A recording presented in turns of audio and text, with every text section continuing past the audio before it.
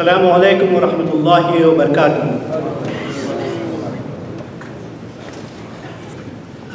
Allahu Akbar, Allahu Akbar, Allahu Akbar, Allahu Akbar. Ashhadu an la ilaha illallah. Ashhadu an la ilaha illallah. أشهد أن محمدا رسول الله. أشهد أن محمدا رسول الله. حي على الصلاة، حي على الصلاة،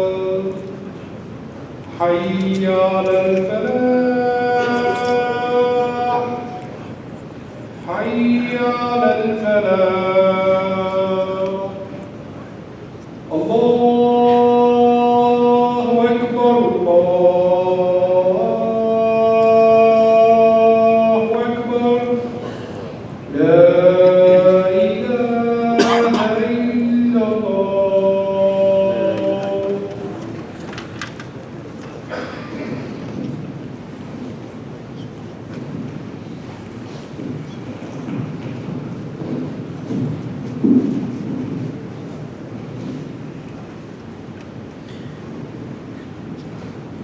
إن الحمد لله نحمده ونستعينه ونستغفره ونعوذ بالله من شرور أنفسنا ومن سيئات أعمالنا.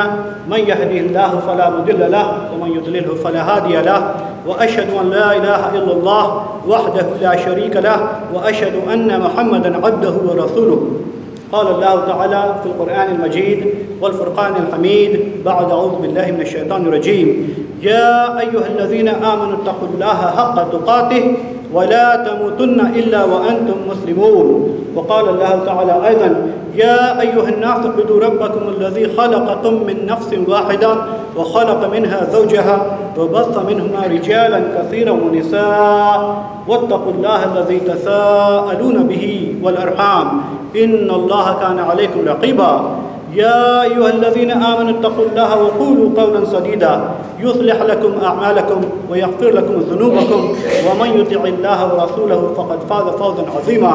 أما بعد، فإن أصدق الكتاب كتاب الله وخير الهدي هدي محمد صلى الله عليه وسلم وشر الأمور محدثاتها وكل محدثة بدعة وكل بدعة ضلالة وكل ضلالة في النار.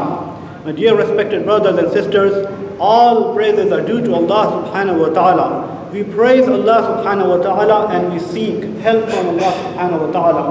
We seek forgiveness from Allah subhanahu wa ta'ala and we seek refuge in Him from the evils of our own souls and darkness of our own deeds. Whosoever is guided by Allah subhanahu wa ta'ala, no one can misguide him, and whosoever is declared misguided by Allah subhanahu wa ta'ala, no one can guide him. Allah subhanahu wa ta'ala has commanded us to bear witness, and we do bear witness that there is no creator, there is no deity, there is none worthy of worship except Allah subhanahu wa ta'ala. He is one without any partners, and we bear witness that Muhammad Mustafa sallallahu alayhi wa sallam is his messenger and his servant. Allah subhanahu wa ta'ala has reminded us, O you who believe, fear Allah subhanahu wa ta'ala as he ought to be feared, and do not die except in a state of complete submission. And he has reminded us, O mankind, be mindful of your duties towards your Lord, the one who has created you from a single soul. From that single soul he has created his soulmate, and from those two he has created many men and women. Be mindful of your duties to your Lord, through whose name you seek the rights of one another, and maintain the relationship of kin. Indeed, Allah subhanahu wa ta'ala is watcher over all things. And he has reminded us, O you who believe, fear Allah subhanahu wa ta'ala as he ought to be feared, and speak the word of truth. He will correct your actions and your deeds. He will forgive your shortcomings. And whosoever obeys Allah subhanahu wa ta'ala and his messenger, indeed he has achieved the great success. Indeed, the most truthful book is the book of Allah subhanahu wa ta'ala.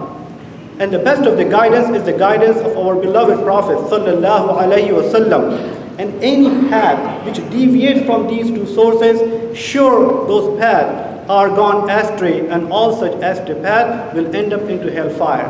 May Allah subhanahu wa ta'ala protect us from embarking on a path that has gone astray or that will go astray. May Allah subhanahu wa ta'ala give us the tawfiq and hidayah to stick to the Quran and Sunnah, the book of Allah subhanahu wa ta'ala, and the guidance of our beloved Prophet sallallahu alayhi wa sallam. My respected brothers and sisters, the times are very different. There was a time when there was a lot of test. A lot of individuals were being tested by Allah subhanahu wa ta'ala. Nowadays we see the test has expanded to many individuals, perhaps much larger communities than those in the previous times. But one tool that has not changed, whether it is an individual test or whether it's a collective test, that tool has never changed, and that will not change. That tool is a very powerful tool. We cannot and should not underestimate the power of that tool that Allah subhanahu wa ta'ala has given us. And that tool connects us to Allah subhanahu wa ta'ala. That tool reminds us of our ubudiyat and Allah's rububiyat. It tells us about our place, who we are and what we are, and it tells us what is the might and power of Allah subhanahu wa ta'ala, and it connects the Rabb, it connects the Abd with his Rabb. My respected brothers and sisters, that tool is the tool of dua, asking Allah subhanahu wa ta'ala. In many narrations, Prophet sallallahu alaihi wasallam has highlighted the importance of dua. In one of the narrations, he has mentioned, ad-du'a mukhul ibadah. The dua, supplication, is the essence of the ibadah. That is the central piece, that's the core of ibadah. All worship we do, we praise Allah subhanahu wa ta'ala. Allah subhanahu wa ta'ala does not need our praises. Allah subhanahu wa ta'ala does not need our worships. All those things provide a platform for us to connect with Allah subhanahu wa ta'ala and ask Allah subhanahu wa ta'ala about all and for all of our needs. That is dua. In another narration, Allah subhanahu wa ta'ala has mentioned, my apologies, in another narration, Prophet sallallahu alaihi wasallam has mentioned, ad-du'a huwa al-ibadah. And in that narration, he has equated the dua itself with the ibadah. So that is the importance of dua. My respected brothers and sisters, when Ayyub alayhi salam was tested, when he had everything, when he lost everything, what did he do? What did he do? Did he complain? No. He raised his hand and he praised Allah subhanahu wa ta'ala, and he asked Allah subhanahu wa ta'ala, Allahumma anni massani ad-durru wa anta arhamur rahimin. That, oh my Lord, I have been touched, I have been afflicted by the calamities and difficulties and challenges, and you are the most kind, you are the most merciful. Those were the words Ayyub alayhi salam called upon Allah subhanahu wa ta'ala with. When Yunus alayhi salam was under the darkness of the three darkness, what did he do? He called upon Allah subhanahu wa ta'ala, La ilaha illa anta subhanaka inni kuntu min al-zalimin. And he mentioned his own action and his own deeds that had led him to that situation.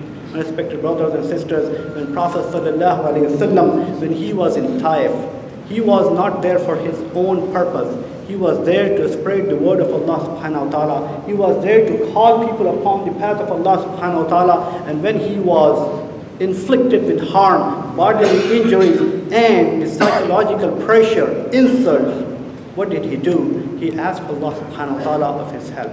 In today's difficult situation, I was thinking how many challenges we as communities are facing.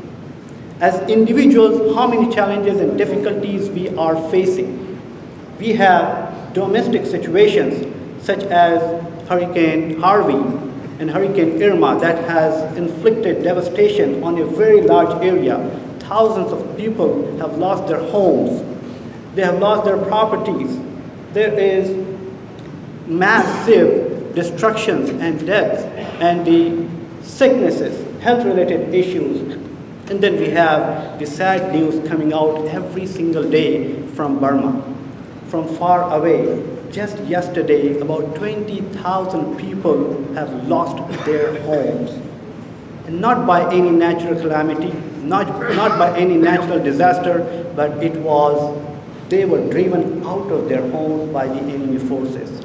Those who are oppressors, those who are zalimeen, these are the challenges we are facing. Respected brothers and sisters, when we think about these challenges, at times we feel helpless. And I would like to share one of the stories that has been narrated by Prophet ﷺ, where it was told to Prophet ﷺ by Allah subhanahu wa ta'ala, that was mentioned in a hadith of Qudsi. When do we really ask for dua? And when and how the dua can be accepted? And in this story, Prophet ﷺ is describing, as Allah subhanahu wa ta'ala has described to him, the three people, and they were traveling. And as they were traveling, they encountered a storm. And they took refuge in a cave from that storm. And as they entered the cave, because of the turbulence, a big boulder came and closed the mouth of that cave. And they were all trapped into that.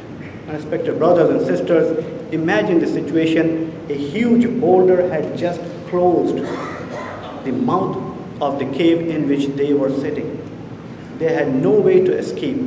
They had no way to move that boulder. It was so heavy. What did they do? They had belief. They had faith in their hearts. And they mentioned, we are in a difficult situation. And in this difficult situation, no one can help us except Allah subhanahu wa ta'ala. And that is what we should be focusing on. Any difficult situation, no one can help us except Allah subhanahu wa ta'ala. But how did they make dua? They discussed among themselves and they said, let's mention something which we did purely for the sake of Allah subhanahu wa ta'ala. Let's mention something of that good deed. What did we do good? What will make us eligible and enable us to raise our hands? With what face we will ask Allah subhanahu wa ta'ala, have we done anything good? Have we done anything for the sake of Allah subhanahu wa ta'ala? And with that thought and with that discussion, they started mentioning their acts of kindness or act of goodness. And one of them, he said that I had my parents and they had reached the old age, and I used to serve them every night with a glass of milk. And one day it just so happened that I was late and they had fallen asleep, and as I reached to them with the glass of milk, I did not feel like disturbing their sleep while my kids were crying. And I stood there until they got up. And then I fed them, and then I took care of my family. This I did purely for the sake of Allah subhanahu wa ta'ala. Oh Allah, accept this deed and help us in this difficult situation. And sure enough, the boulder moved a little bit. That was the act of kindness, the love, the respect for the parents that was so dear and near to Allah subhanahu wa ta'ala, that Allah subhanahu wa ta'ala helped in those difficult situations. And the second one said, and I have to flip the story a little bit over here. I will mention the third one before the second one. So he said that I was in charge of a farm, and there used to be laborers. And it just so happened that one day a laborer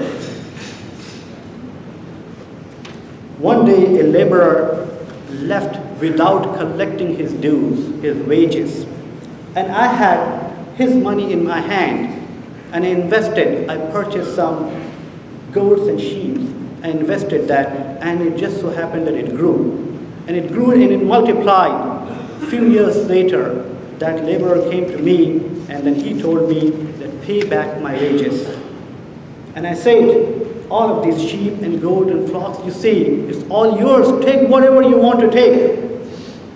He said, are you kidding me? I said, no, this is the amount I invested, and Allah subhanahu wa ta'ala multiplied. It is all yours. So he took and he left. Oh Allah, I did that purely for your sake. Subhanallah, that kind of honesty that kind of concern for the others, and remembering that it is somebody else's amana, that was so near and dear to Allah subhanahu wa ta'ala. Allah subhanahu wa ta'ala accepted that. And boulder moved a little bit, opening the mouth of the cave. And then the third one said that I had a sister, cousin sister, who I loved more than any other woman. And I had a crush on her, and I was inviting her towards a sinful act, and she would refuse until a time came, there was a famine, and she was hungry. She was in need of her food. And then when I approached him with a certain number of dirham. And with the condition that she would commit a sin with me. And she agreed to that. My respected brothers and sisters, then he starts to mention that when I paid her the money, and when I was about to commit a sin, she reminded me that, oh, servant of Allah, fear Allah subhanahu wa ta'ala, and do not touch what is not permitted by Allah subhanahu wa ta'ala. And I left her alone purely for the sake of Allah subhanahu wa ta'ala. Allah subhanahu wa ta'ala accepted that act of piety, that act of controlling the desire, the nafs. And Allah subhanahu wa ta'ala moved that boulder, opening the mouth completely, allowing them to escape. My respected brothers and sisters, how many times we find ourselves entrapped into a cave, into the darkness, in our problems, in our issues, and we do find no escape. Have we ever considered the teachings which Allah subhanahu wa ta'ala has taught through the Prophet sallallahu alaihi wasallam, that in our good times, when we have an opportunity, we have to do some act of kindness, some goodness, so that when we are in a challenging time, Allah subhanahu wa ta'ala will help us. My respected brothers and sisters, another important point here is when a sister, when a lady who has been given the honor and dignity by Allah subhanahu wa ta'ala, when she is forced by hunger, she can be very vulnerable, and she could be vulnerable in order to an extent that she could be willing to lose her dignity and honor. May Allah subhanahu wa ta'ala protect all our sisters from this kind of vulnerability. أقول قولي هذا واستغفر الله لي ولكم ولسائر المسلمين والمسلمات فاستغفروه إنه هو الغفور الرحيم.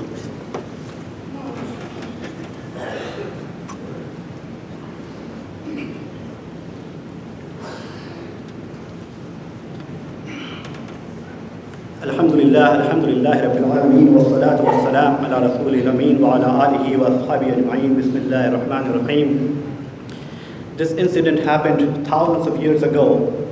My respected brothers and sisters, let me share something. Alhamdulillah, we are seeing the glory of life. We are seeing plenty of light, but we rarely see the darkness which lurks around.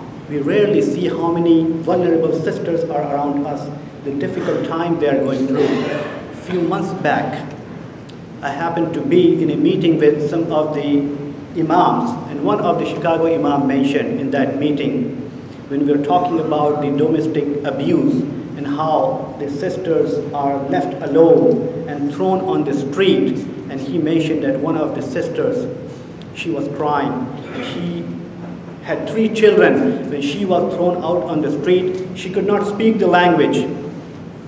She did not have any means to go anywhere. She did not know any nearby relief organization.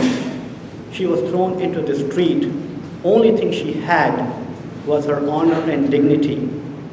But there are many animals out on the street, and this sister, unfortunately, was very vulnerable. All she had was her honor and dignity, and she lost that. Astaghfirullah al-Azim. Every single one of us will be questioned. If we knew that these things do exist, what have we done to prevent it? What have we done to protect those vulnerable sisters? Allah subhanahu wa ta'ala in Surah Al-Takathur has mentioned that we compete in the wealth. We are running for the dunya. But he mentioned that لَتَرَؤُنَّ الْجَحِيمِ, that then we will be seeing the Jahannam. لَتَرَؤُنَّ الْجَحِيمِ ثُمَّ لَتَرَؤُنَّهَا عَيْنَ الْيَقِينِ, and then we will have the عَيْنَ الْيَقِينِ, that this is the time Jahannam is real. The punishment is real. The accountability is real. And then Allah subhanahu wa ta'ala has mentioned, ثُمَّ لَتُسْأَلُنَّ يَوْمَئِذٍ عَنِ النَّعِيمِ. And on that day, every single person who has been blessed, who has been given the wealth, will be questioned. What did you do to protect such individuals? My respected brothers and sisters, on behalf of those who have faced the death and destruction in Hurricane Harvey or Hurricane Irma, on behalf of those brothers and sisters who are suffering in Burma, on behalf of those sisters who are so vulnerable that they lose their honor and dignity when the hunger and their needs strike them, I would like to make an appeal that today when we go out, let's take a share of the blessing that Allah subhanahu wa ta'ala has given us. Our brothers and sisters from Muslim organization, ICNA Relief, will be holding the boxes out there. We are seeing a truck out there to provide the help and support to the people, those who have suffered in Hurricane Harvey and Hurricane Irma, and those sisters who are vulnerable. ICNA Relief has purchased a building to provide a shelter to all of these sisters who have been thrown out, domestically abused. And it is not just the shelter, they provide the moral support, the psychological support, the training that is needed for them to get on their own feet. My humble request to all of you is, let's not disappoint those brothers and sisters. May Allah subhanahu wa ta'ala increase our wealth and bless our wealth through this effort. Let's not forget that if we happen to be in a cave like that, we will have something to enumerate that, oh Allah, I give that dollar purely for your sake. Help me escape from this cave. May Allah subhanahu wa ta'ala help ease our own difficulties. May Allah subhanahu wa ta'ala give us the success of this dunya and in the hereafter. All of these things. Alhamdulillah, I would also like to mention that tomorrow we have the health fair will be conducted over here by our community doctors, providing the help and support to those who are in need. Those who are uninsured or underinsured are encouraged to come and attend that, and inshallah these services are free. Also, we have made the arrangements for the buses which will be leaving for downtown Chicago, where a rally is being organized to stand up in solidarity and support for our brothers and sisters in Burma. I would like to encourage everyone to attend that rally. The registration is open on our website. Please do register so that we can have a better count of how many people are going to be there on the bus. May Allah subhanahu wa ta'ala accept our efforts.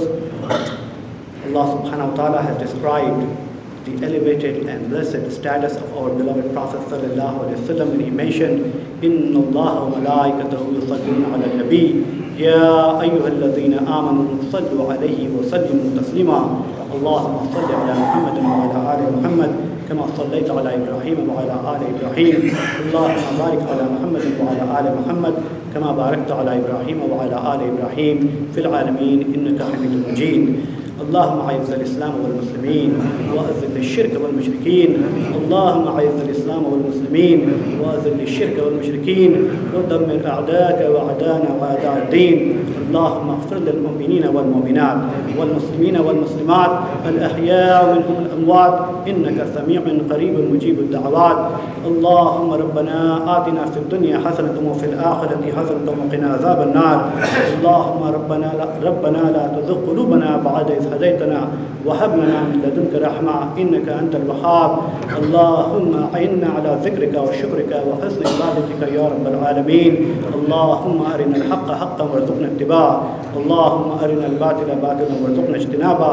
عباد الله رحمكم الله، إن الله يأمر بالعدل والإحسان وإيتاء ذي القربى وينهى عن الفحشاء والمنكر والبغي يعظكم لعلكم تذكرون.